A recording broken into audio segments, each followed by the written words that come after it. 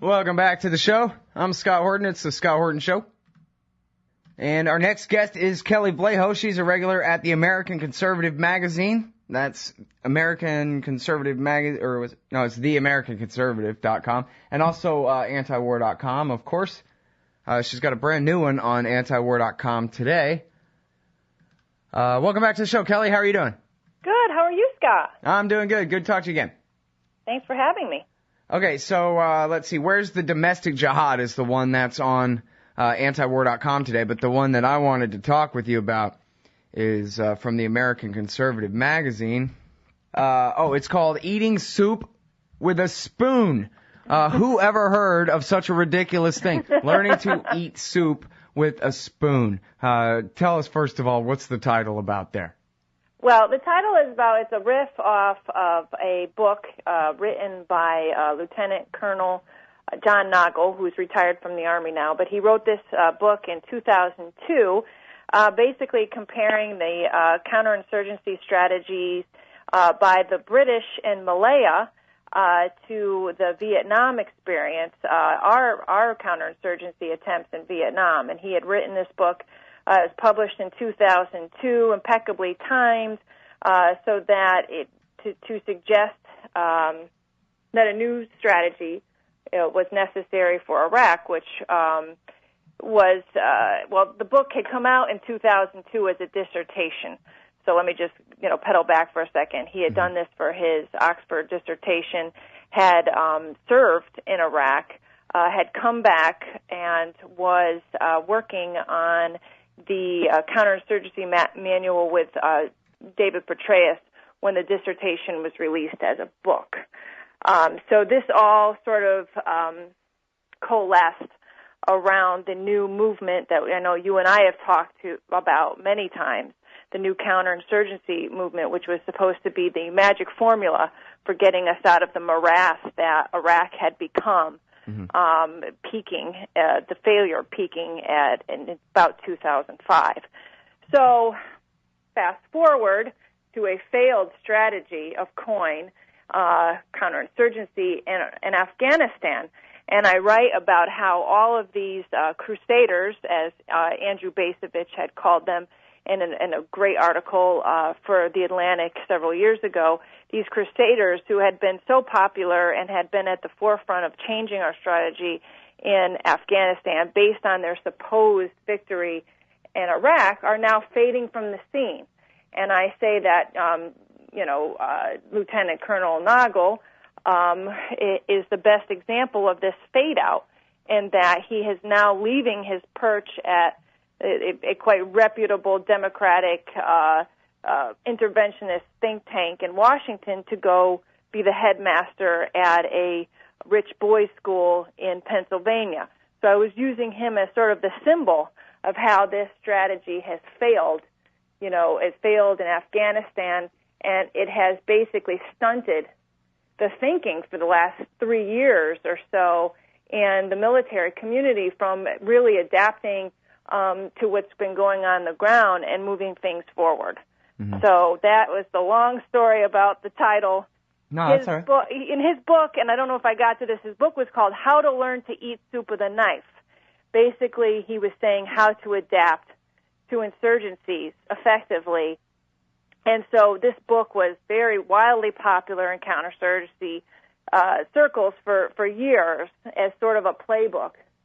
And he really benefited it personally and professionally from it.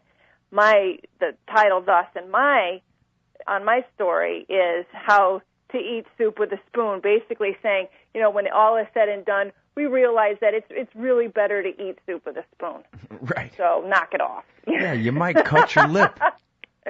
Well, so that's where that came from. Now here's my thing, and we've talked about this before on the show too, Kelley, and that is that I think that the surge is a great success because I think it never was anything but a bunch of propaganda, and that its purpose was, as David Petraeus said in the case of Iraq back in 2007, this is all about adding time to the Washington clock, convincing, well, the only people that really need convincing are the congressmen, that give us a couple of more years and we'll make it work rather than stop paying for it now. And So can we prolong the thing and lose slower later?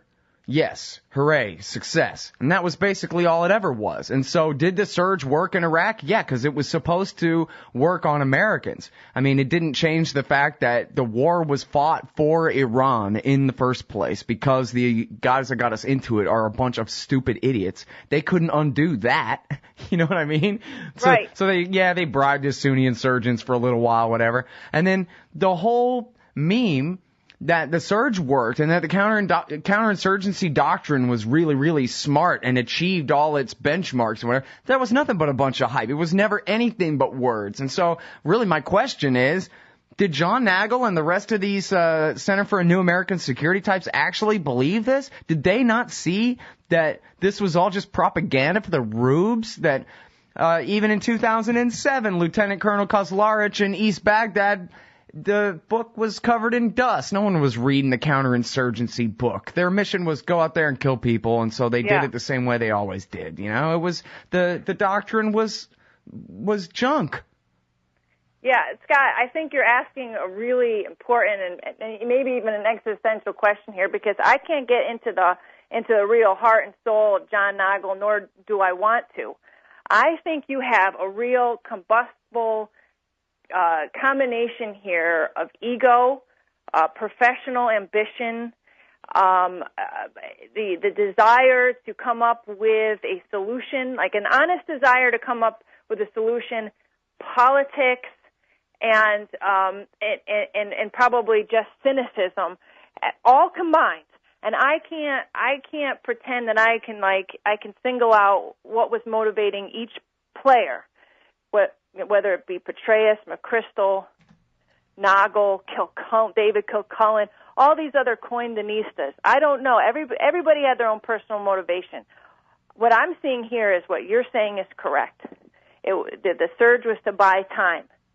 Somewhere along the line, in the bubble, in the echo chamber of the Washington military community, people like Nagl and the rest of the COINdinistas bought into that as a credible, verifiable strategy for which to apply to Afghanistan. Mm-hmm. And so whatever was motivating them to push it, they did. Yeah, and I'm sorry about that. I didn't mean to phrase the question in such an unfair way. No, but you're getting you can take it at face value that they mean what they say. You know, it just seemed to me that since, Gareth and I were sitting here before they even got started on the coin in Afghanistan, calling it nothing but a propaganda campaign in the first place, how could it have ever been more than that? But apparently it was. Right, but I think that you're getting to the nub of the issue, and what maybe is the root of all of Washington's problems is that the players begin to buy into into the hype, into the propaganda, and it may be for honest reasons, it could be for venal reasons, but it happened. But what happened was it all occurred in this bubble. What also occurred is there was no room and no oxygen for any alternative strategy or narrative or ideas. So people like Andrew Bacevich, all the people that write for antiwar.com, people that were writing in academic circles who were saying this strategy isn't going to work. Here is the history as to why it's not going to work. This is nothing but another way, a nice way of putting it. A smiley face on a foreign occupation, it's not going to work. Mm-hmm. Those people are all marginalized. All that was marginalized. Gian Gentile, a guy that I wrote about for the last 4 years, as being one of the active duty people who are trying to ram against COIN for all these years. Again, marginalized. So, whatever were the motivations and who was coming after what direction, the outcome was that for 4 years, COIN has been the only show in town. So we've wasted all this time pumping up a strategy that turns out was a bunch of hoo-ha. So, yeah, we can probably laugh and snicker at the fact that Nagl now has to be the headmaster at a boys' school, and that a lot of these COINdinistas hit, like what I said, was a brass ceiling and are going no further in their careers because the strategy did not work. But we've lost a lot of guys since then. Right. There's a lot of maimed people out there that maybe might have been home. before well, that's they one went. small thing is the proximate accountability of Michelle Flournoy having to retire instead of get promoted, and John Nagl going to be the headmaster instead of, the Flournoy's replacement in the policy shop or whatever like that. That's the closest thing we could ever get to accountability in D.C. Right. It seems like. Right, and I've been following with great interest all the comments that have come in on my story, and I have to say I'm rather pleased that they run half and half, because I thought it was going to be a lot worse. I thought I was going to get a lot of military guys coming down on me like a ton of bricks. Oh, who is she? She doesn't know what she's talking about. She's never been in the military. But I've had a lot of people from military backgrounds weighing in saying, where's the accountability? Is this all we're going to get? You know, and not just military people, but, just from the public saying, is this all we're going to get? Will these people ever be held accountable? I think you and I, Scott, know Washington at this point enough to know that, and like I say, accountability is not on the menu. And we can only keep, talking about it and writing about, it in hopes that we don't make the same mistakes. But I do feel heartened that so many people from the military have weighed in on this, and that I know it's getting a lot of traction on military websites and on military mailing lists, which is kind of different for my stories, especially at, whether it be antiwar.com or American Conservative, because people think because me and others are, anti-militarism, anti-war, that somehow we don't have can't really engage on that level. But I'm really hitting a real nerve with people, enough for them to come out and comment, and enough for them to say, to pass it along and say, we've been talking about this in military circles, that, this is a real issue. So that's the one heartening thing. And I know that I've talked about this before, but I think when inside the military, when they're complaining and they know something's wrong and they know this coin was a bill of goods sold to them, that means something, because that means that internal dissension, that somehow, that things might change,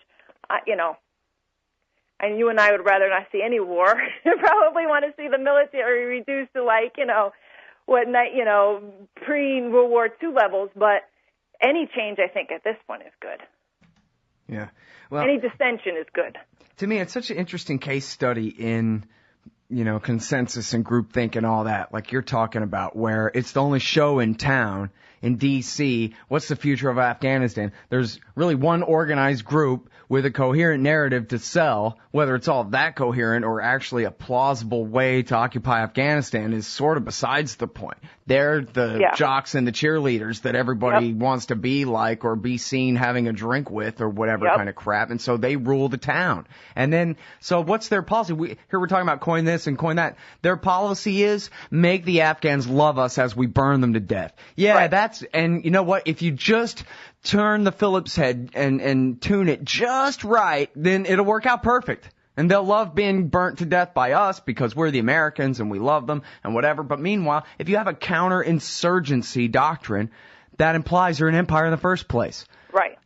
According to our mythology, we're the insurgents. How could anyone insurge against us unless we are dominating them in the first place? What in the hell are we doing there? Copying the French in Algeria, copying any empire in any of their colonies, other than acting like we're not supposed to act, like we all know we're not supposed to do, build an empire like the British in Central Asia of all places. Right, exactly. And if we really wanted to do it right, and we really want to, the sad fact of it is that we'd have to really start rounding up people and killing them. Full scale. And we've talked about this years ago, Scott, on the radio.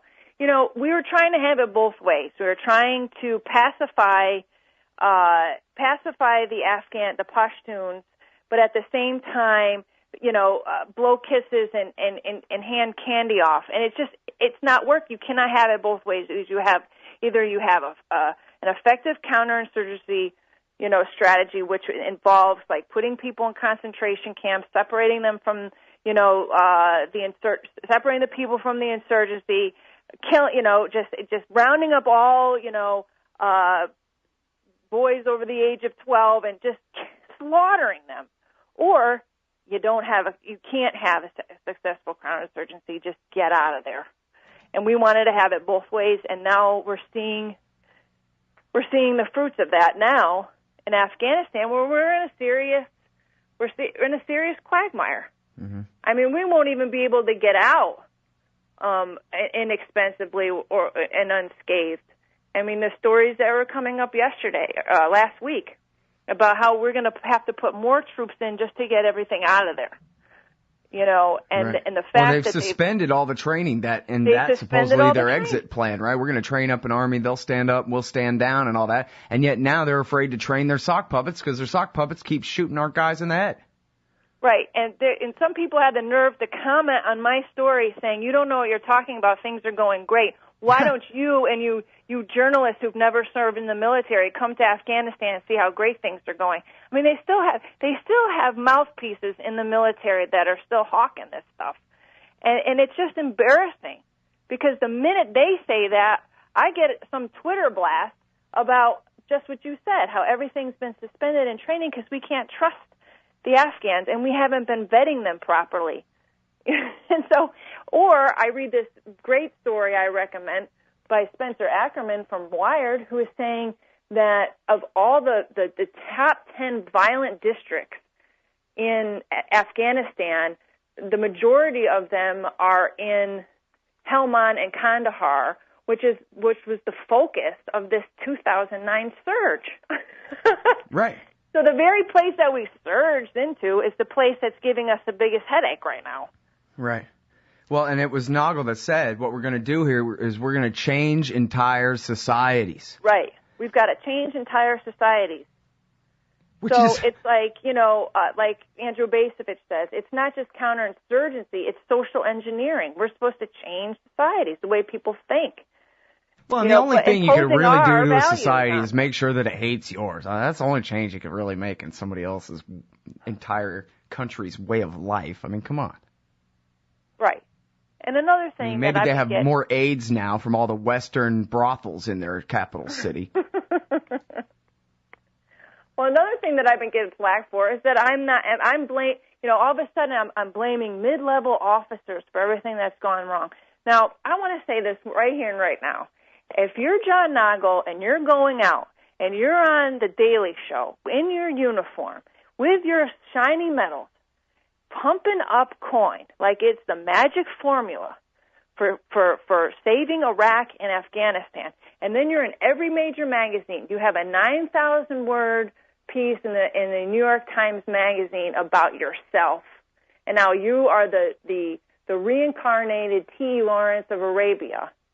Somehow it kind of sets you apart. You're not just a mid-level officer. You're a guy who is actually selling the strategy to the public, to the rest of the media, to the media and to Washington.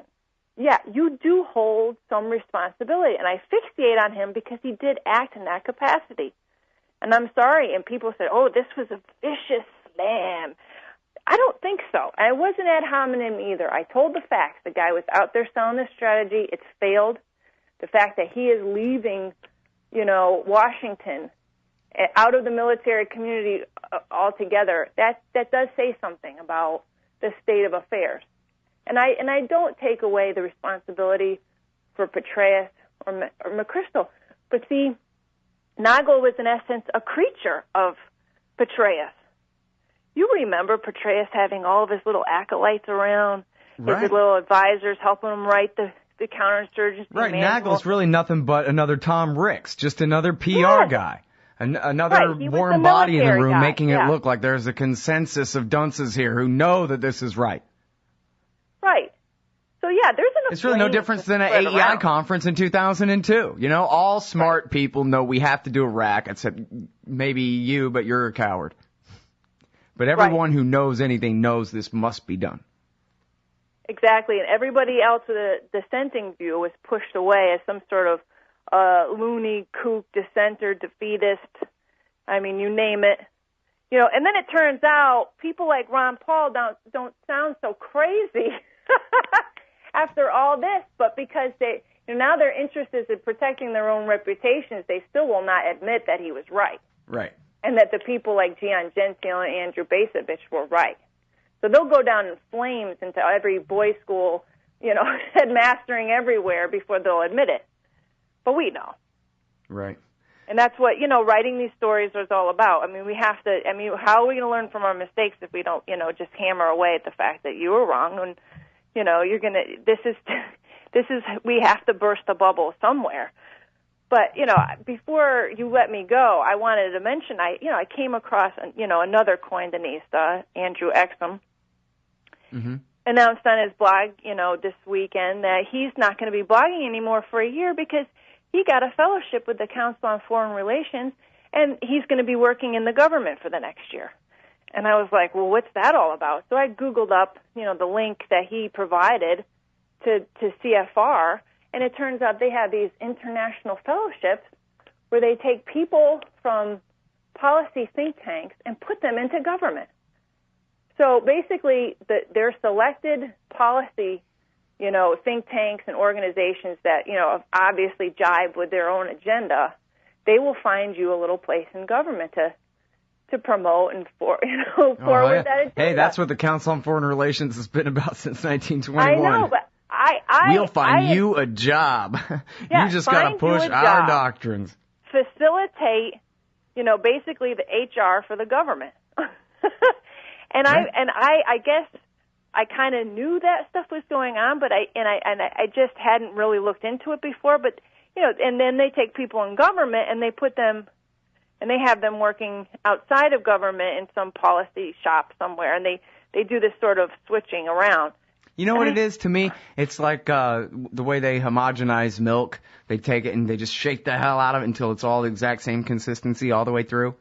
And that's sort of what you do. You take all your different, Ivy League grads, and you put them in all the different positions where they have a pretty much equally divided loyalty to all of them. So you never have like a partisanship that these people favor a think tank more than actual government work or something like that. That's never a split. It's always, rapidly moving around, and you'll get a board of directors spot at Lockheed for a little while too if you play your cards right, cash in. It's amazing, and I think that I'm just astounded by the fact that it is so bald.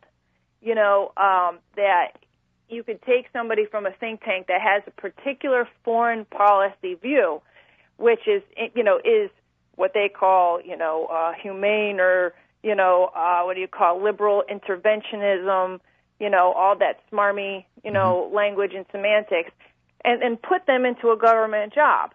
And you can stay in that job for a year and then go back to your think tank. And I'm thinking, I don't know if to me, that's not what government is all about. Government is not finding places for people. I mean, I realize it's a naive point of view, but after everything that's happened, I realize down deep that nothing's going to change. Yeah. The people that are getting hate to see somebody like Exum fail up instead of down, like Nagl got what was coming to him. No, Yeah. So yeah, exactly. We're still not there yet on the accountability menu. That's for sure. Although now, to really put an exclamation point on your point as to why it is that Michelle Flournoy had to go spend time with her family, and why it is that John Nagl had to go be the principal of a bunch of little third graders. It is because of the failure of their pathetic failure of a doctrine, and the proof of that is that they're rewriting it right now, correct? Yeah. They have officially thrown John Nagl's pathetic, stupid, wrong ideas, which did in fact get a lot of people killed, in the garbage can where they belong because they don't work. Yeah. And, and of course, he's not responsible for the entire, counterinsurgency manual because, in fact, it was written by a committee of people. I mean, everybody, they had, and he bragged about this. We have a Harvard sociologist, and we have an economics guy from Yale, and this one, and they all poured into it. I mean, well, that's the cool thing about responsibility is the mathematics don't have to really add up correctly. They can all be 100% responsible, as far as I'm concerned. Well, right, but I'm saying that it was doomed to fail to begin with. Now they're rewriting it, and of course, the people who, the sympathetic types are saying, well, we've had 5 years of war since that came out, and, we've learned lessons and we have to just imbue this with the lessons that we've learned, whatever.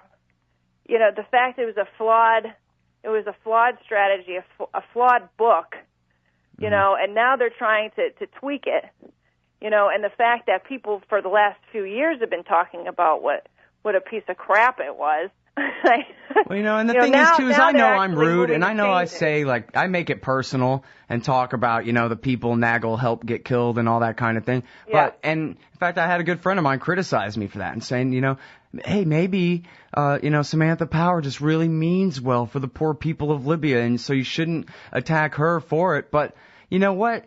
If John Nagl and Samantha Power all have only the highest, most loving humanitarian reasons for deploying the American empire, that's so much the worse. That makes them even worse people, because the empire is a murderous machine. It is not a loving, caring thing. And so if all of their best intentions be damned if they serve to simply be public relations for what is, in essence, a bunch of murderers on a rampage. And the fact, too, that there's a difference between, putting all of your energy into selling and defending a concept rather than debating it. And I make that point in my column. There were alternative views there, and I am tired of hearing people, whether it be in the comment field for my story, saying, they were doing their best with the little they had. How could they possibly know this was going to happen or that was going to happen? That's bull. We know that there are people from the beginning who were giving alternative views, who were saying Joe this Biden isn't going to work. Better. Ha ha. Yeah. And they shut all that out purposefully. So yeah, they might have had the best intentions, but when people actually confronted them with another reality, they said, "Get out. You don't belong. You're not of the body. You're not one of us," like you said, boys club, girls club, cheerleaders and football players, whatever. Right. They push those people aside. So whatever best intentions they might have had, they lost any sympathy for me, because I know how those other people were treated, the naysayers were treated, and quite brutally. And I mean, I know plenty of people whose professional careers were thwarted and sidelined or stunted because they didn't toe the line. Mm-hmm. And that's how it's been in Washington since the entirety of the war. Yeah, they have no mercy for their detractors, but you're supposed to have ultimate mercy for them, even though, nobody's perfect. But, Kelly, I've never heard you make a bunch of arguments that got a bunch of innocent people killed, and that's the same thing for me, too. I screw up a lot, but I don't sit around promoting, excuses for prolonging mass violent conflicts. And for putting more troops into harm's way. Right. Because that's what this surge in Afghanistan was all about. I mean, I remember Nagl saying, well, you'd need 100,000 more troops, or more than that, if you really wanted to do COIN right. So, I mean, if these guys had their way, there would have been double the number. And the result would have been twice as bad. Yeah, and you remember the debate. McChrystal wanted this many, and Obama only gave them this many, and all the right-wingers were up in arms. Why aren't they listening to his generals on the ground? And they had their way. They put more cannon fodder out there. Yep. And, their test cases, specifically, and you mentioned Kandahar, there was also Marja. These were their specific test cases where they said, look, we are going to change their society. We are going to give them a government in a box. We are going to show them that our way of understanding their way of doing things is the best way to do things, and they are going to go along, and it's going to work, and it's going to be great. And as of right now, that is all just proven factually to not be true. Kandahar is no more under the control of the American, will to power, or whatever you call it over there, than it ever was. And same for Marja. Last I looked at Marja, they don't even have roofs on their buildings. Marja looks like just mud walls to me, as best I can see on Google Earth there. Well, this goes back to what we were talking about before, about how they bought into their own propaganda and hype. Because right about the time that this Marja government in a box was that was at the beginning of the Obama administration. And it was during this period of this bad marriage between these, warmongering Republican outgoing administration and the incoming touchy-feely humanitarian interventionists of Samantha Powers and others coming in. And basically what Petraeus is trying to do is sell this war, incorporating all of this, and basically selling it as, oh, this is COIN. We're all of government. We're whole of government. We're going to offer schools. We're going to offer, good governance. We're going to, offer, lessons in democracy and building up their judiciary. And, in addition to securing these populations, we can do it. And, that's the way it was sold. And the Democrats are like, yes, this is our war. This is the way we want. This is the way to fight war, is to do this whole of government thing. It's so touchy-feely. It's so wonderful. And the Republicans couldn't complain because we were still bombing the hell out of them. And it was a big mess. And that's what you said. What do you have to show for it? Those districts are the most violent right now. Yeah. And Karzai is still in power. He's still corrupt. The place is still a powder keg. Pakistan, God knows what's going on over there. And then our presidential candidates don't even want to talk about it when they get to their conventions. Yeah. Hey, you know what? In fact, as long as we're over time, can you stay for another few minutes? Sure. Because I want to focus on that point about Hamid Karzai. Because here in 2009, right around the same time that Obama announced the surge, of course, they orchestrated this whole thing to try to get rid of Karzai. And they tried to rig the election for that guy Abdullah. And the CIA put it in the New York Times that Karzai can't be trusted because his brother is a CIA-tied heroin dealer. And that was supposed to undermine him, which, it did to me. But anyway, and then, Michael Hastings reported that he's a junkie. Yeah. And I think, right, it was, you said his name earlier, the ambassador's name started with a K, the former military guy. Oh, Kilcullen, David Kilcullen? Yeah. Wasn't it he, one of those guys wrote, a very high level guy, wrote a thing about how, Karzai was a junkie, right? Yeah, I gotta look that up because I can't remember who exactly put that out there first. And I know McChrystal's guys, if not McChrystal himself, said that to Michael Hastings, that he's not even the mayor of Kabul, he's the mayor of his palace where he sits around shooting junk all day. This is our sock puppet dictator of Afghanistan. He's supposed to ever be able to control that whole country or be the administrator of a government that controls that whole country. The whole thing, it's not just ridiculous, it's cruel that you would send Americans to go out there killing and dying for what could never possibly be. And I don't care if you had, the actual perfect counterinsurgency strategy, you still could never really create a government out of Hamid Karzai and his men. Right. Which begs the question, why? And I'm sure there's a simple, answer that's eluding me at this very moment. But it's a simple question. Why have we been propping him up? Why couldn't? And I think just one explanation is that there is no alternative. The alternative is disaster. Right. He's the closest thing they've got to somebody who even could be a sock puppet dictator there. Yeah. Exactly. There's no alternative. And the thing is, I understand that people get mad and say, well, you just don't understand, and what they're doing over there is the right thing and whatever, but I would just like to see all that same indignation turned around to the people who really deserve it. That, like, wait a minute, what do you mean that you're sending our guys over there to play the IED lottery for something that everyone understands and agrees cannot be won? In fact, this was going to be one of my questions earlier, where you were shocked as me. I really was shocked when I read in the Washington Post that excerpt from the book Little America, where it says that Obama refused to read a CIA report that he had already heard said in it that this won't work. And so he just refused to read the thing. Rather than read it and say, well, I disagree with it, he just, put his fingers in his ears and started singing Mary Had a Little Lamb and ordered his surge anyway. Yeah. Well, that sounds about right.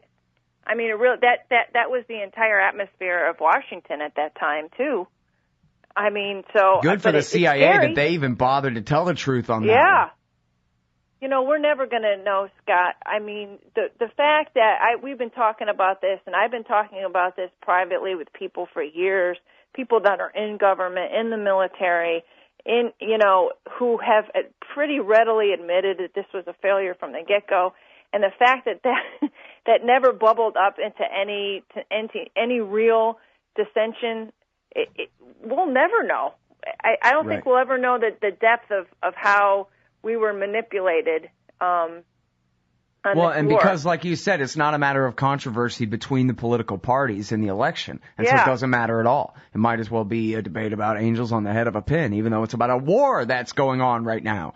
During a presidential election, they're not even talking about it, because there's nothing at issue. There. Right. I don't know. It's it's a pretty scary scene.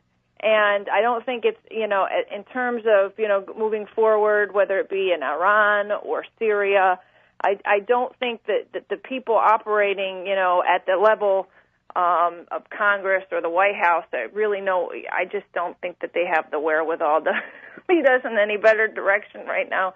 I mean, when I was watching Fox, News the other night, and they had their little commentary about the convention. And here's Michael or Stephen Hayes from, Weekly Standard, and they had to admit that the Ron Paul people were making a real, causing a lot of buzz in the hall that day, and they admit that he had, really influenced whether it be the platform, but also the mood and of the Republican Party politics at that moment. But he goes, I'll never agree with him on his foreign policy. He's just a kook. He's too much of an extremist. I'm thinking, extremist?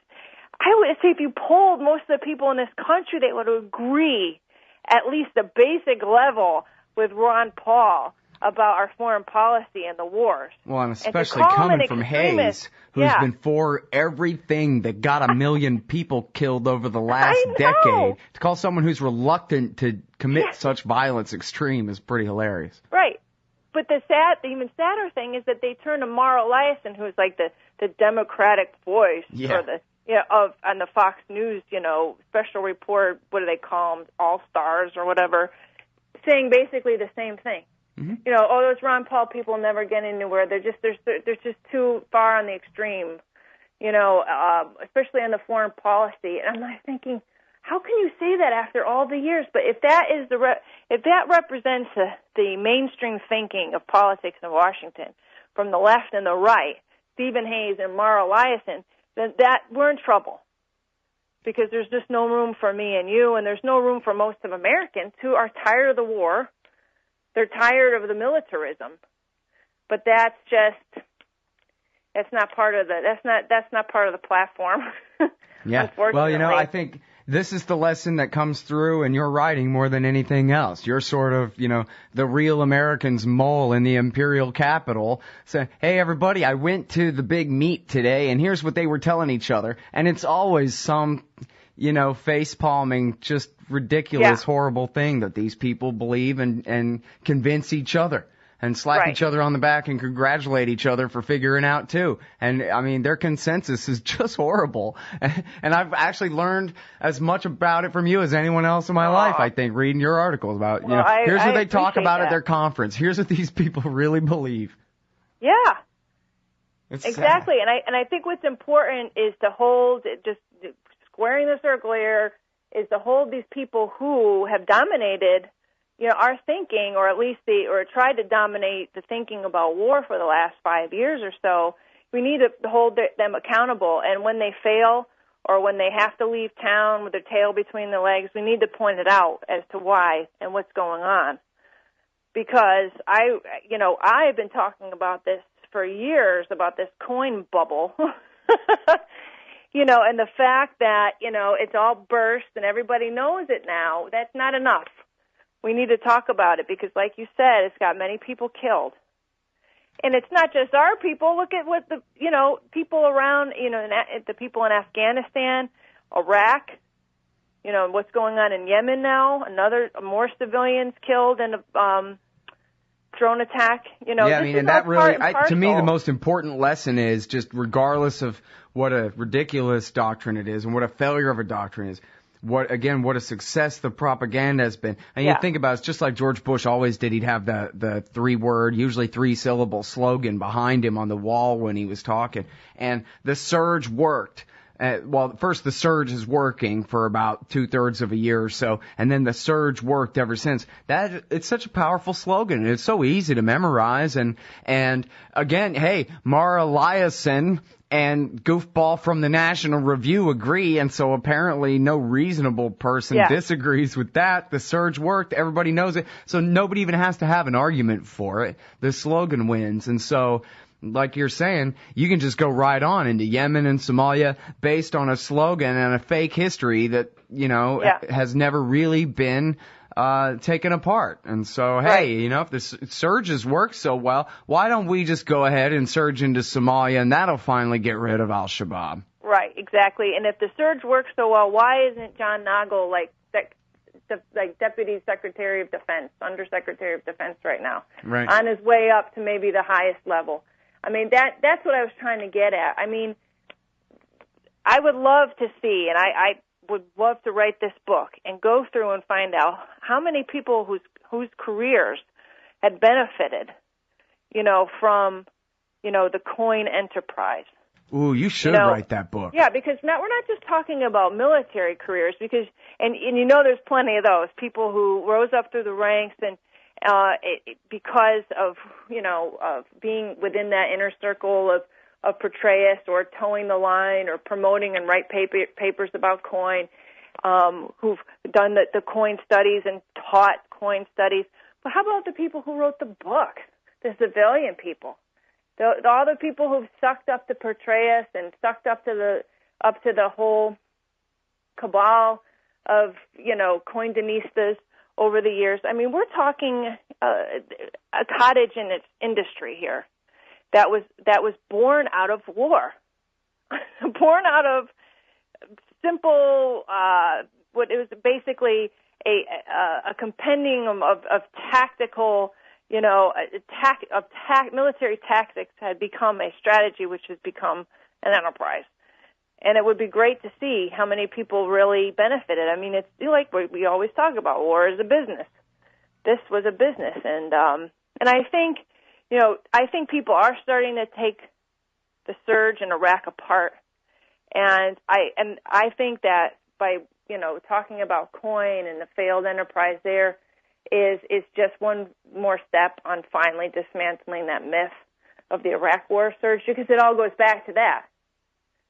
If it wasn't for what you said, the propaganda, the hype, buying the time and having it work, then there would have never been the COINdinistas. So it's all of a piece.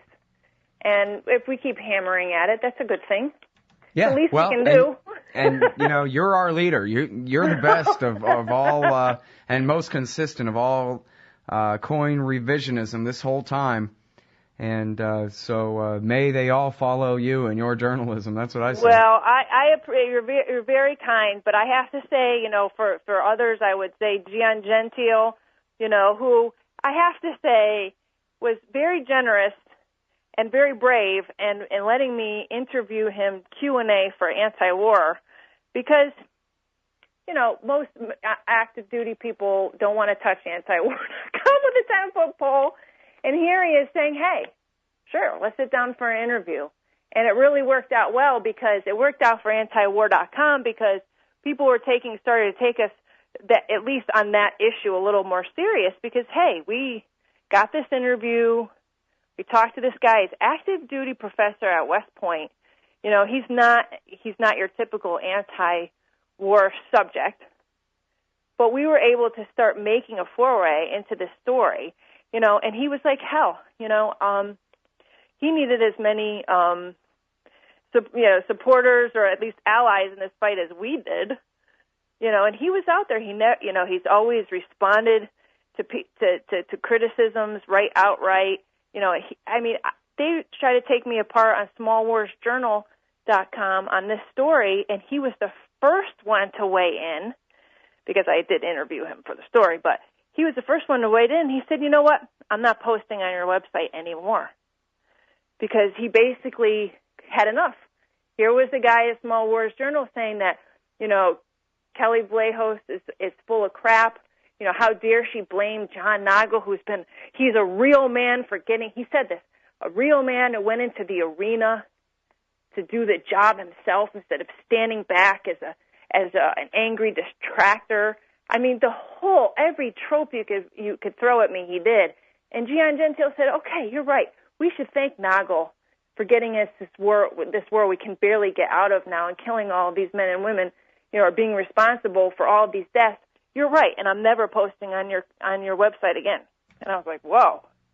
Yeah. That is good. That is good that he defended you. Yeah, but he was like, enough. Tired of the bull. We've gone back and forth on this for 5 years. Gian has always been up there fighting with these guys on the military blog. Yep, and who's teaching third grade now?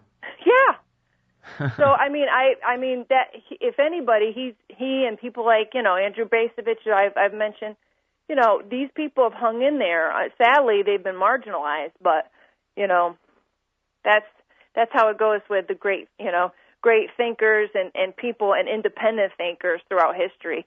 They're often marginalized and die destitute, but they're often well remembered. Right. We write tales about them later on. The boy who said the emperor wears no clothes. Mm-hmm. All right. Well, thanks very much, Kelley. It's been great. Always love reading your work. Well, thank you great so to much. Talk to you Thanks again. for letting me spout off.